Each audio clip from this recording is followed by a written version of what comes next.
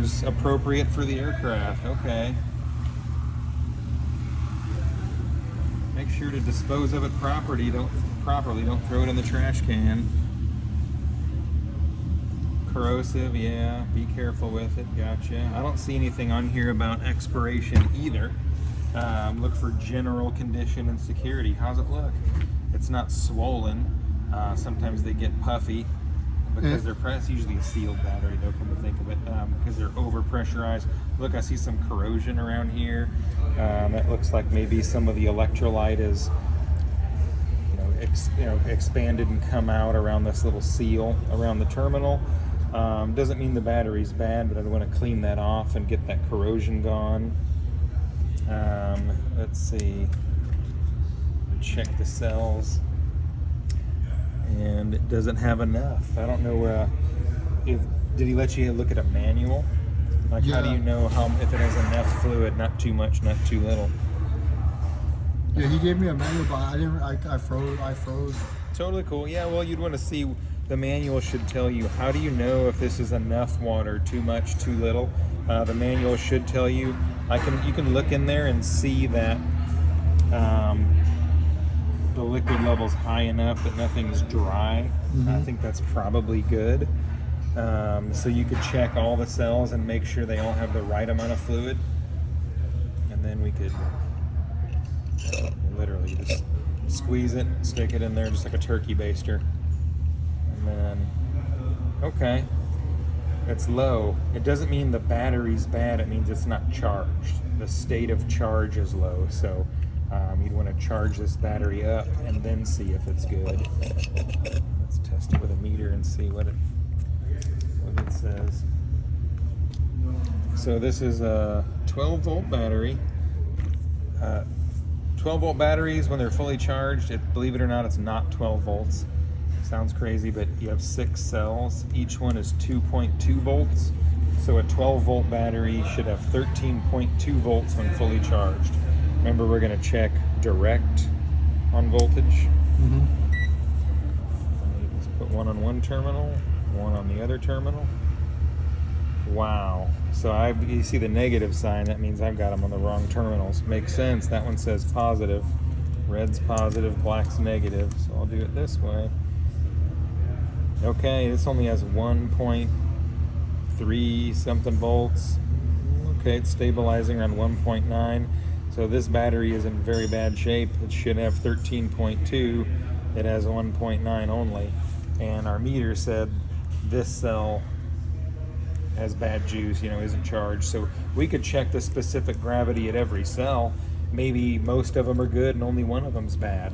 But probably it's just a bad battery and everything's in bad shape, needs to be charged. But yeah, so when he asks how would you check this, state of charge, hydrometer, or you could just, even if it's not the answer he's looking for, if you tell him some info, demonstrate that some stuff, it might help. So you can tell him, I would check voltage. You want 13.2 volts on a fully charged 12 volt battery.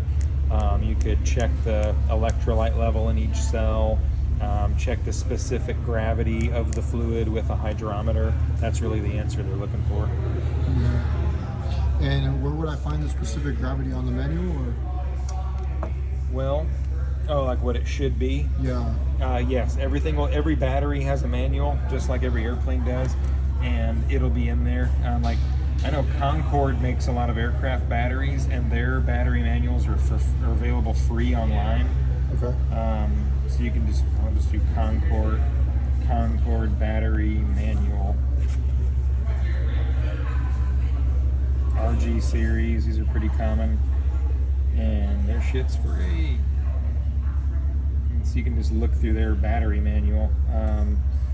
So for this, he has to have all the tech data available to you. So you can say, please let me see that manual, and then look in the manual and see what it wants for specific gravity, and it'll be one of these numbers, I'm sure.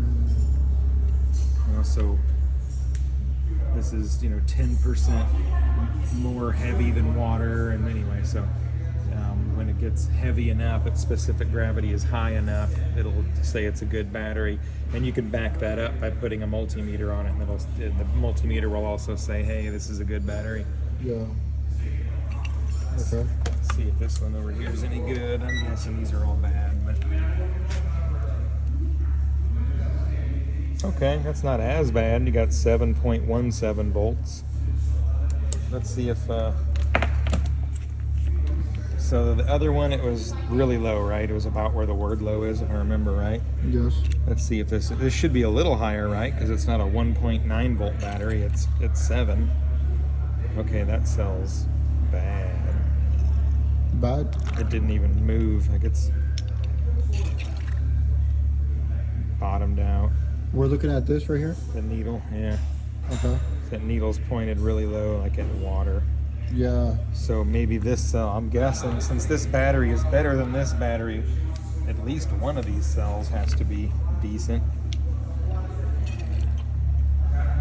Maybe not. I don't know. So then, what would happen if one is good, but then all the others are?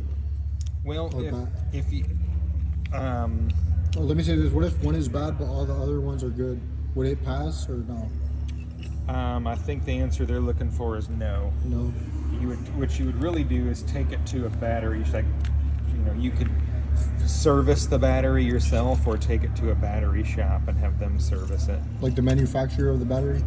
There are shops that just work on batteries. There's one in San Antonio called Universal Aero Accessories, and you can take them your battery and they could repair it. They could replace a dead cell, and it's a lot cheaper than replacing the whole battery. Mm-hmm. I don't know why all these cells are reading shitty. The voltage was good, or better than this one.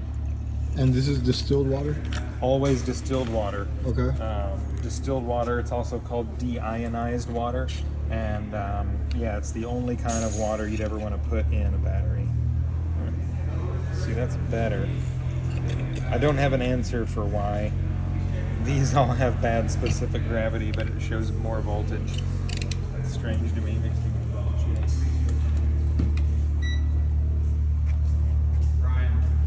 1.9. Yeah. Do you mind if we tax here and just watch us you guys? I don't mind at all. 1.9 volts. Huh. Okay. No, I don't mind at all. We are talking about